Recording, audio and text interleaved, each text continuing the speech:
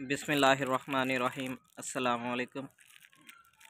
आज एक new topic है और वो है क्रिप्टो करेंसी और या बिटकॉइन और या इस तरीके की ये जो करेंसीज़ हैं सारी के सारी इनसे रिलेटेड मैंने डिस्कशन करनी है कि ये हलाल है हराम है क्या इसके बारे में।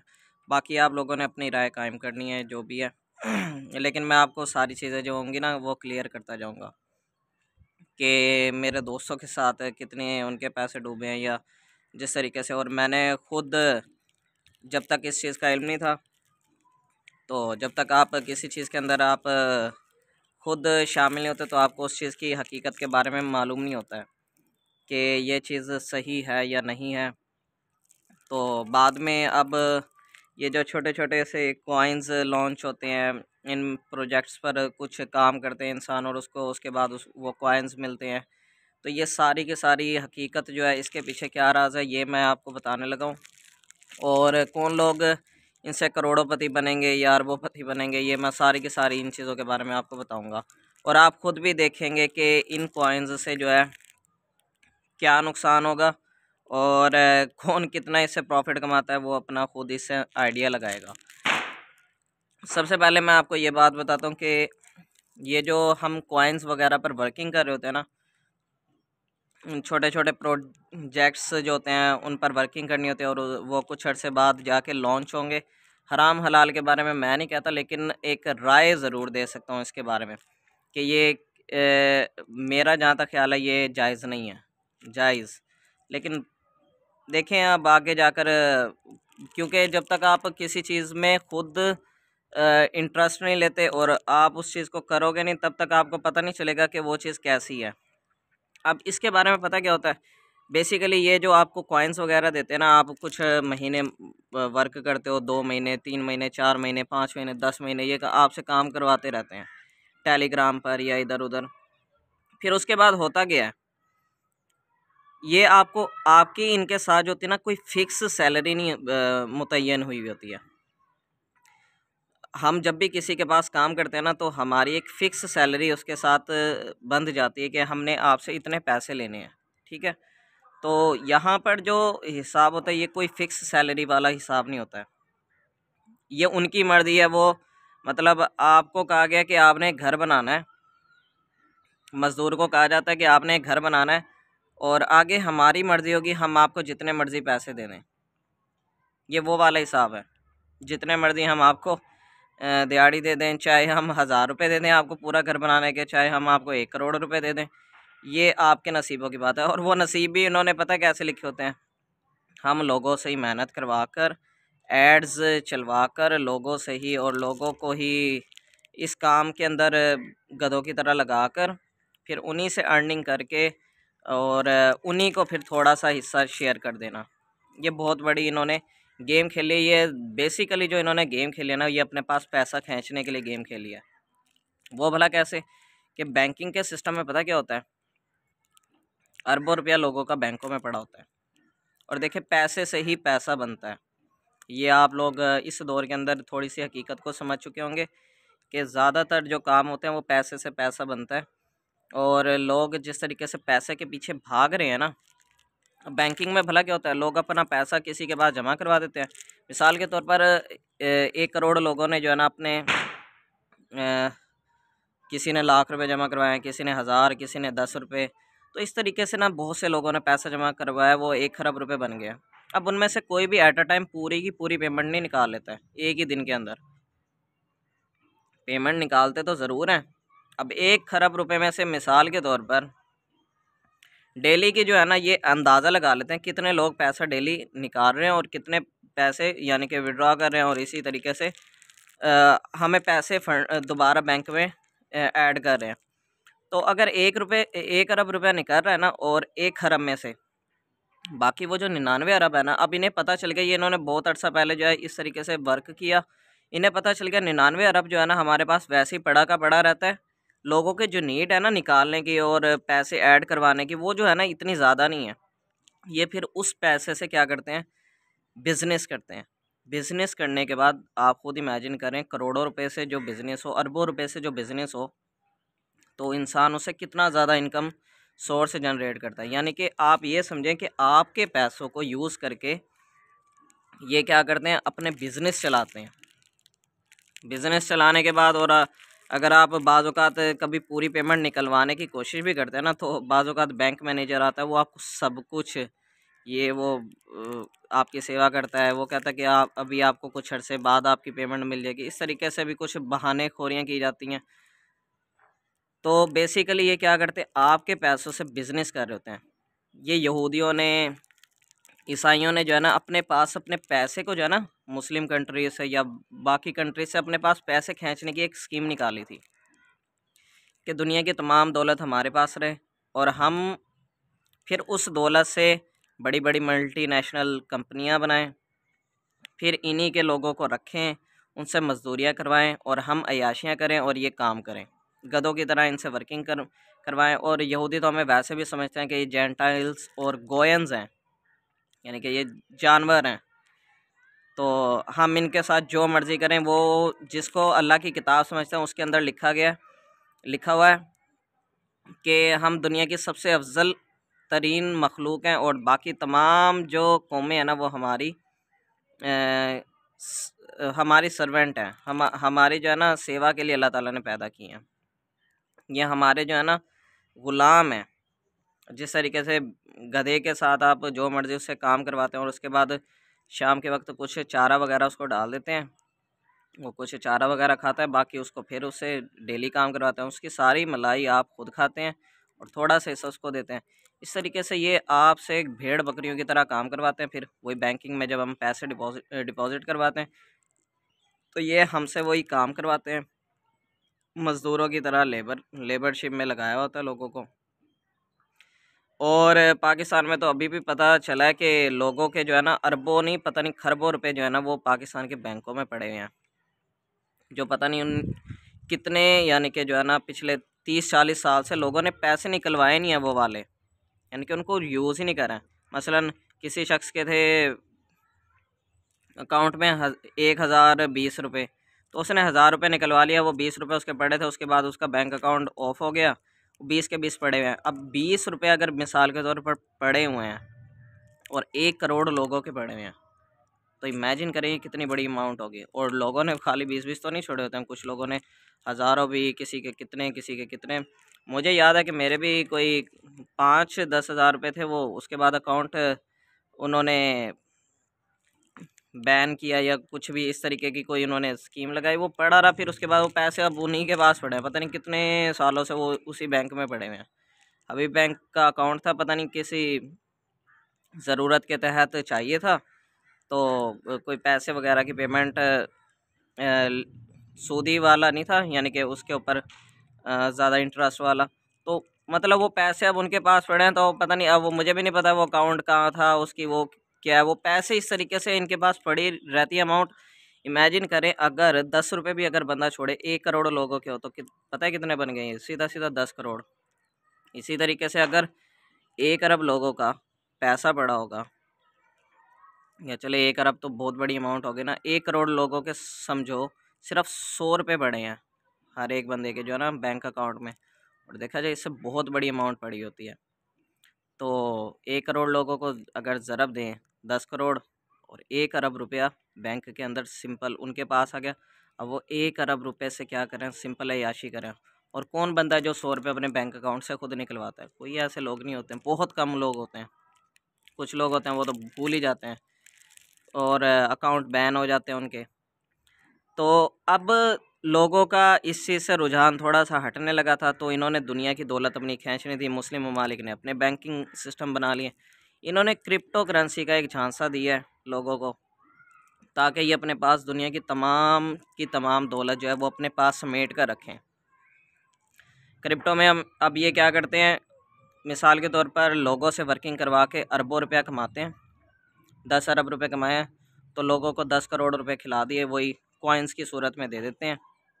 अब ये जो कॉइन्स की सूरत में लोगों के पास पैसा आता है, वो कॉइन्स जो होते हैं, कॉइन्स भी बस एक फ़र्ज़ी सी चीज़ है। अपनी तरफ से कोई भी चीज़ होती है, एक कॉइन होता है या कोई भी चीज़ होती है, वो कहते हैं बस इसकी इतनी प्राइस है। अब वो इतनी प्राइस रख देते हैं, लोग क्या करते हैं, एक मिसाल के तौर पर एक गिलास है, मुझे जहाँ तक समझ आई है, एक गिलास है, इन्होंने ना उसकी कीमत रख दी, ये 10 रुपये का गिलास है। अब एक शख्स और आ जाता है, वो कहता है मैंने भी लेना है गिलास। 10 रुपये का गिलास था, पहले वो कितने लोगों के पास था? 10 लोगों के पास था वो गिलास। सब ने 1-1 रुपया ऐड करवाया था। एक शख्स आता है, वो कहता है मैं 10 रुपये ऐड करना चाहता हूँ, ये गिलास मुझे भी दो। गिलास तो वही का वही है। अब 20 रुपये हो गए उस गिलास के ऊपर। अब क्या होगा, वो जो जिस शख्स ने पैसे ऐड करवाए उसका आधा गिलास हो गया, 10 रुपये उसने हालांकि ऐड करवा दिए, और बाकी जो लोग हैं ना, उनकी कीमत जो है ना वही उसी गिलास के अंदर ऐड हो गई। फिर तीसरा शख्स आएगा, वो 20 रुपये का हो गया, वो आके उसी गिलास के अंदर अपनी अमाउंट ऐड कर देगा कि मैंने भी इस गिलास के अंदर अपना शेयर डालना है, ये मैंने ख़रीदना है। तो इस तरीके से जो है ना ये सिस्टम चलता रहता है। चीज़ उतनी की उतनी होती है, उसकी कीमत बढ़ती रहती है।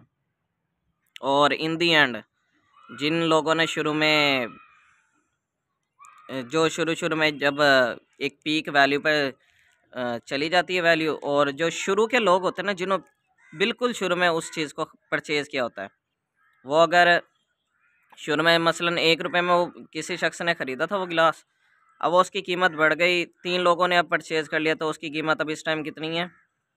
30 रुपये। एक चौथा शख्स आया, उसने 5 रुपये और ऐड कर दिए। इस तरीके से उसकी कीमत बढ़ती जा रही है अब गिलास की।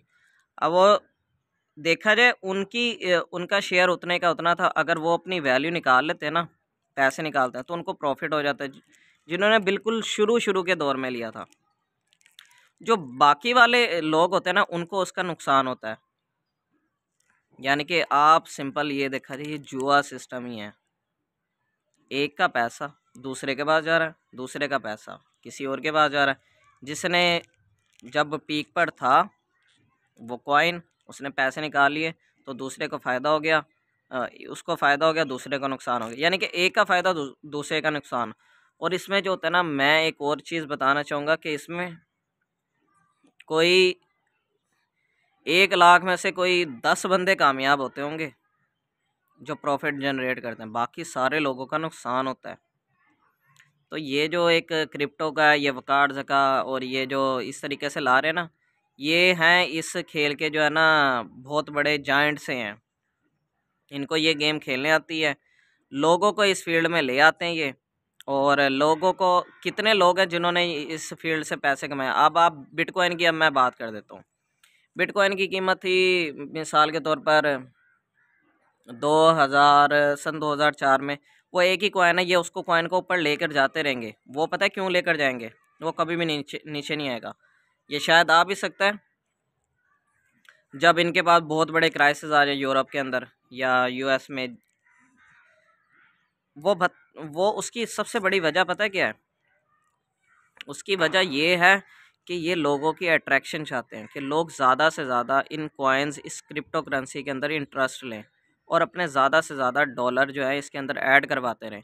इनको चाहिए ज़्यादा से ज़्यादा पैसा। ये लोगों का पैसा अपने पास, पूरी दुनिया का पैसा अपने पास रखना चाहते हैं, फिर उससे बिज़नेस करना चाहते हैं। बेसिकली तमाम दुनिया का पैसा इनके पास होगा, उनमें से सारे के सारों ने अपना पैसा निकलवा तो लेना नहीं है। जब ये एक ही दम उसको करेंसी को डाउन करते हैं, लोग सोचते हैं जब तक ये कॉइन ऊपर नहीं जाएगा दोबारा अपनी जगह, अपनी सतह पर, मेरा तो बढ़ना नुकसान है। वो निकालेगा नहीं। अब वो 2-2, 3-3, 4-4, 5-5, 10-10 साल तक वो पैसा पड़ा रहता है वो कॉइन्स के अंदर। और वो जो पैसा होता है बेसिकली इनके पास चला जाता है। फिर इस कॉइन से ये मज़े से याशियाँ कर रहे होते हैं और उससे बिज़नेस कर रहे होते हैं। तो आपका पैसा जो है ना, ये सिर्फ खींचने की इन्होंने टेक्निक लगाई हुई है। फिर ऊपर से आप जब आप डिपॉजिट करवाते हो, तब आपको ये अपने चार्जेस काट लेते हैं। जब आपने विड्रा करवाने हैं, तब ये चार्जेस, अपना कमीशन भी इन्होंने रखा हुआ है उसमें। ये लोगों का पैसा छोटा छोटा करके जो है ना, $10 में मिसाल के तौर पर ये 1 सेंट काटते हैं, तो या $1 में 1 सेंट काटते हैं। तो 1-1 सेंट काट काट कर जो है ना, ये आपकी खाल उतारे हैं बेसिकली। पूरी दुनिया से जब ये लेते हैं ना पैसे, पूरी दुनिया में से अगर मिसाल के तौर पर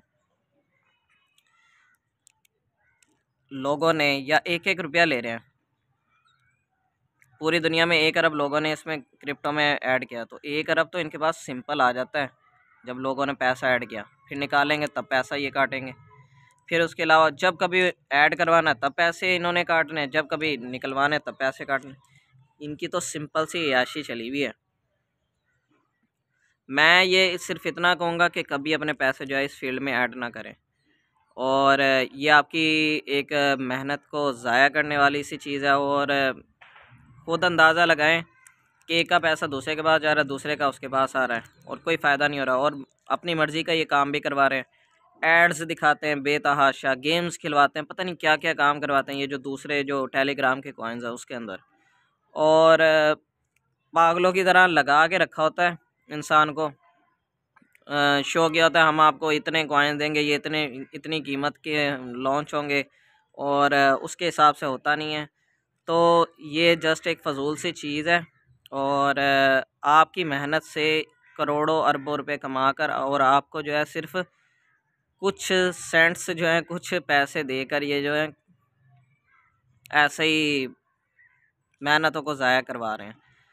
तो और ऊपर से हलाल का अंसर भी नज़र नहीं आता, क्योंकि कोई फ़िक्स सैलरी नहीं है इसमें, कोई फ़िक्स सिस्टम नहीं है इसके अंदर कि हमने आपको कितने पैसे देने हैं और कितने पैसे आपकी इसकी इतने वर्क की इतनी कीमत बनती है। कोई इसमें सैलरी फ़िक्स नहीं होती, कोई पता नहीं है कि इंसान क्या कर रहा है इसमें। तो बहुत सारे कॉइन्स थे जिसके अंदर थोड़ा सा शुरू शुरू में इंटरेस्ट लिया मैंने, और क्या कहते हैं उसमें वर्क किया चेक करने के लिए कि ये क्या गेम क्या है सारी, कि वाकई ये हलाल है। क्योंकि हमने तो इर्द गिर्द लोगों से, मुफ्तियों से ये सुना था कि ये चीज़ें जो है ना हलाल हैं। थोड़ी सी हाइप भी इसकी उठी थी। कुछ एक दो मंथ के अंदर जो है ना मुझे इस चीज़ का आइडिया हो गया कि ये गेम क्या चल रही है। तो मेहनतों का ज़ाया करवा रहे हैं इंसान की। इन चीज़ों में मेहनत करने की बजाय जो है ना आप बिज़नेस पर तवज्जो दें। और ये जो आप लाखों रुपए जो हैं ये ट्रम्प कॉइन में, इधर उधर कॉइन्स के अंदर जो ऐड करवाने का सोच रहे हैं ना, तो ये बेवकूफ़ी कभी मत कीजिएगा। हम्म, मुझे पता है कि कितने पैसे लोगों के डूबते हैं। मेरा दोस्त था, उस बेचारे के जो है इन्होंने आज से 6-7 साल पहले 5 5 से 10 लाख रुपए उसके डुबाते रहे। उसने एक कॉइन लिया था, कॉइन में उसने अपनी इन्वेस्टमेंट की, वो कॉइन नीचे गिरा। उसने कहा कि अब मैं अपने जो मेरी कीमत गिर गई है, तो कॉइन जब मैं थोड़ा सा और परचेज़ कर लेता हूँ, बाय कर लेता हूँ थोड़ा और कॉइन को, कि ना कॉइन थोड़ा सा भी ऊपर जाएगा ना तो मेरी एवरेज सेट हो जाएगी, फिर मैं पैसे दोबारा वापस निकलवा लूँगा। उसने थोड़े और पैसे इन्वेस्ट कर दिए, वो और नीचे चला गया कॉइन। फिर उसने और इन्वेस्ट कर दिया 20-20, 30-30, 40-40 हज़ार रुपये करके। वो इन्वेस्ट करता रहा, वो कॉइन नीचे ही जाता रहा, वो एक लम्हा भी ऊपर नहीं आया। वो कहता कि उसने जो है ना मुझे जो है ना मेरे दिलो दिमाग हर चीज़ जो है ना मेरी सुन करके रख दी। वो सोच रहा था कि ये अब ऊपर जाएगा, अब ऊपर जाएगा, जैसे ही ऊपर जाएगा मैं अपनी पेमेंट जो है वो वापस निकलवाऊंगा। उसके तकरीबन अब के हिसाब से कम से कम 30-40 लाख रुपए डूबे हैं। और पता नहीं बेशुमार लोगों के पैसे डूबते ही हैं इसमें। कोई ये जो बड़ी बड़ी मछलियाँ, कितने लोगों को सुना है जो क्रिप्टो करेंसी से बहुत करोड़पति या अरबपति बन गए, कितने लोगों को सुना है। अब आपको मैं बिज़नेस की बात बताता हूँ, जितना पैसा आप इसमें लगा रहे हैं ना, अब मैं बिज़नेस की भी आपको बात बताता हूँ। कितने लोग ऐसे हैं जिन्होंने 2004 में काम किया होगा 10 लाख रुपए से या 20 लाख रुपए से, और आजकल के दौर में वो करोड़पति हैं। करोड़पति नहीं, पता नहीं कितने लोग ऐसे होंगे जो अरबपति भी बने हुए हैं। तो इनकी रेशो जो होती है वो ज़्यादा होती है। अपने पैसे को कभी भी गैर मुस्लिमों के हाथ में ना दें, वो आपके खैर ख्वाह तो हैं नहीं। इससे अच्छा अगर आप बिज़नेस में इन्वेस्ट कर लेते ना, बिज़नेस में आपको इतना बड़ा लॉस ना होता। ये जो लोग क्रिप्टो में पैसा इन्वेस्ट कर देते हैं फिर उसके बाद पछता रहे होते हैं ना, यही अगर पैसा अगर आप बिज़नेस में लगा दें ना, तो ये उससे 10 साल के अंदर यही पैसा जो आप बिटकॉइन की ये जो लगा के रखी होती है ना कि मैं उस दौर में ये ख़रीद लेता, तुम आज मेरे पास इतने पैसे होते, मैं इतने करोड़पति हो जाता। वो तो एक कॉइन को इन्होंने जानबूझ के ऊपर लेकर जाना ही जाना था, वो जानबूझ के लेकर जाना था कि ताकि पूरी दुनिया से लोग इस क्रिप्टो करेंसी की दलदल में आकर घुसें और हमारे पास हमारी जेबें भरते रहें और फिर हम इनके पैसों से अपनी अयाशियाँ करें और हम क्या करें, ज़्यादा से ज़्यादा बिज़नेस करें, फिर हम दुनिया में क्या करें, हुकूमत करें। और अब भी सिर्फ यही गेम चल रही है, लोगों के पैसे लूटना, उनकी जेबों से निकलवाना, अपने पास रखना, फिर उस पैसे से बिज़नेस करना। अगर लोग खुद अपने पैसे से बिज़नेस करें तो वो आज पता नहीं क्या से क्या बन गए होते। इमेजिन करो आपके पास 1 करोड़ रुपया होता, अगर किसी शख्स ने क्रिप्टो में इन्वेस्ट किया हुआ, उसका 5 साल बाद भी वो 1 करोड़ से कितना हो गया, 10 करोड़ हो गया। अब मेरे चाचू का या क्या कहते हैं, इर्द-गिर्द जो है ना लोग, मैं आपको दिखाऊँ, तो वो उनका टारगेट पता क्या होता है?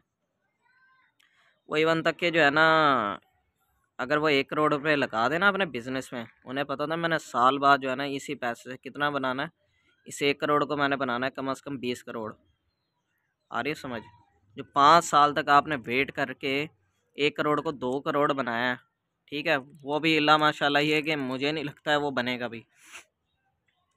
लेकिन जो बिज़नेस है, हलाल बिज़नेस है, जिसमें अल्लाह ताला ने रिज़्क का वादा किया, उसमें अगर आप वही पेमेंट इन्वेस्ट करते, तो आपके वही 1 करोड़ कितने हो जाते?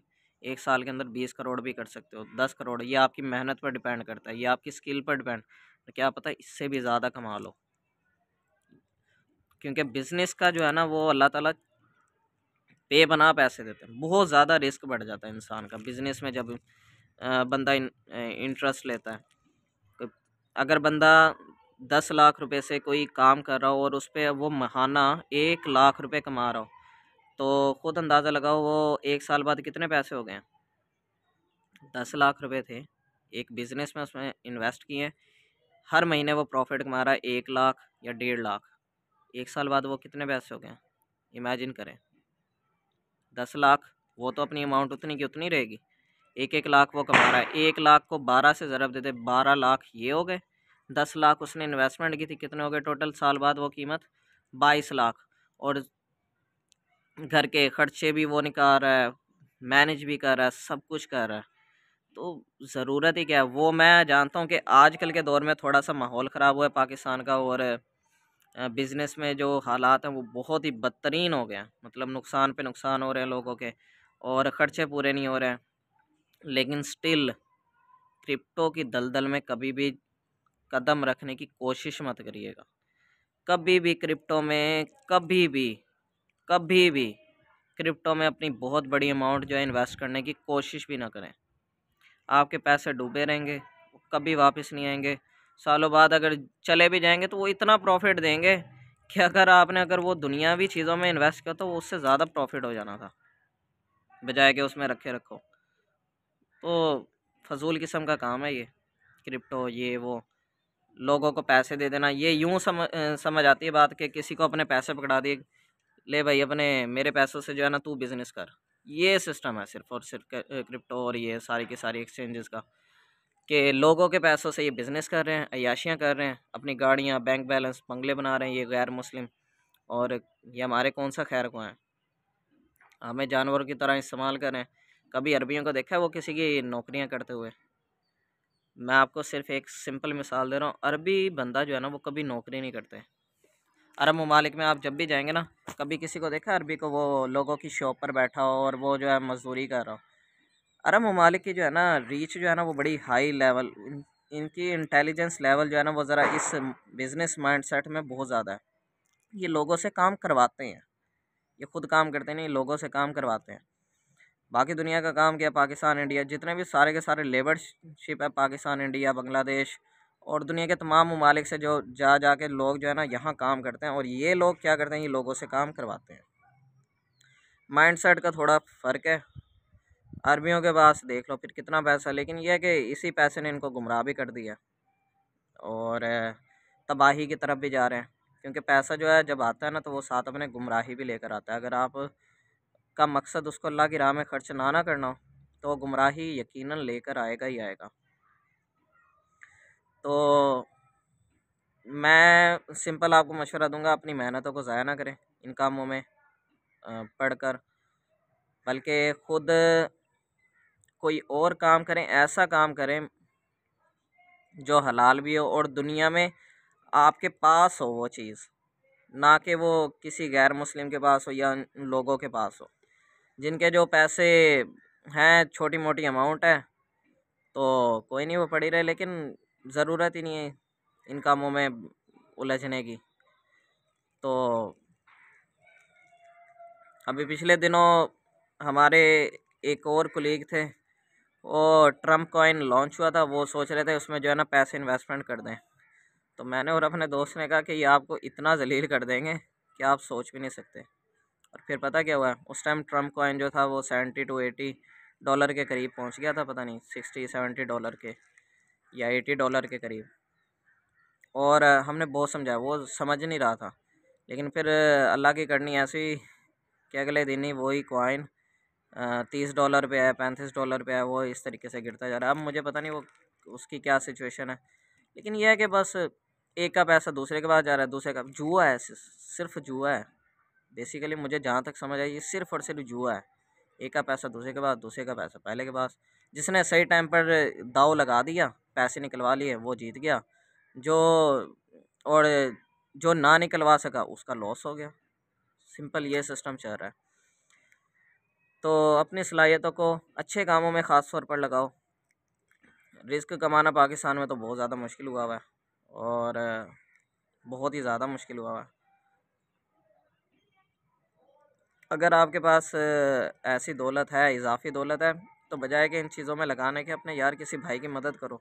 उसको वैसे दे दो कि वो बिज़नेस कर ले कोई कारोबार में, या किसी भी तरीके से सदका जारिया के तौर पे दे दो, या किसी भी तरीके से दे दो।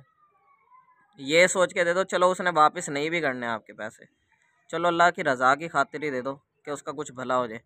बजाय कि गैर मुस्लिमों को देना, अपने किसी भाई की मदद कर दो, अपने पड़ोस में मदद कर दो, या किसी दोस्त की मदद कर दो, किसी की मदद कर दो। ये इन लोगों को पैसा ना दो, गैर मुस्लिमों को। या आपके पैसों पे याशियाँ कर रहे हैं। और उम्मत का जो हाल है वो देख लो, पाकिस्तान में क्या हालात चल रहे हैं। लोग अपनी इज़्ज़तें बेचने पे मजबूर हुए हैं, और बुरे से बुरे तरीन हालात हुए हैं पाकिस्तान के। तो यही मैं कहना चाहूँगा कि अपने भाइयों का, अपने इर्द गिर्द लोगों का एहसास कर लो, बजाय कि इस क्रिप्टो की दलदल में घुसो और इसमें अपनी बहुत ज़्यादा अमाउंट में पैसे इन्वेस्ट करो। मुझे पता है कि लोग पैसे नहीं वापस करते, तो यही सोच के कर दो यार, मुसलमान है, आपका भाई है, इसी सूरत में ही मदद कर दो, अल्लाह की रज़ा के लिए मदद कर दो। क्या पता वो वापस कर दे, अगर नहीं भी वापस करता तो आपको अल्लाह ताला अजर भी तो देंगे ना। ये भी तो सोच लो, कम अज़ कम मुसलमान हो आप, तो मुसलमानों की मदद करना ये तो हमारा दीनी फ़र्ज़ भी है। तो यही कुछ कहना चाहूँगा, और तो मैं कुछ कह नहीं सकता इसके अलावा। तो आई होप कि आप लोगों को ये बात समझ आ गई होगी कि दुनिया का बिज़नेस बहुत प्रॉफिटेबल है बजाय के क्रिप्टो के। अच्छा जी, अल्लाह हाफ़िज़।